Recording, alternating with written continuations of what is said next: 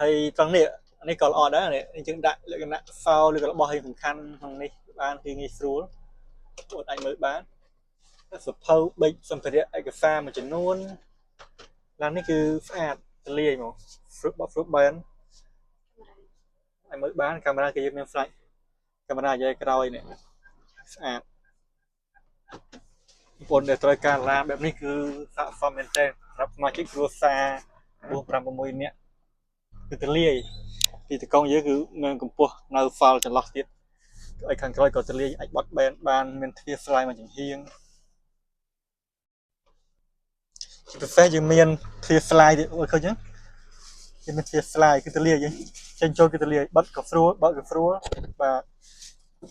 មួយ3ហើយចំពោះកៅអីយើងអាចខាត់បានអាចសេរីទៅតាមយើងអ្នកបើកយើងសេរីមកសុំមកសម្រាប់ខ្លួនឯងទៅកៅអីឡើងចុះទៅមុខទៅក្រោយចឹងយើងអាចធ្វើមកទៅមុខទៀតយ៉ាងស្រួលជាបងប្អូនដែលមានតម្រូវការឡាន Kia Ray ឆ្នាំ2014 Smart Key Full Option អាចមកមើលបានទីតាំងនៅភ្នំសាជួមានឬទាក់ទងតាមលេខទូរស័ព្ទខាងលើ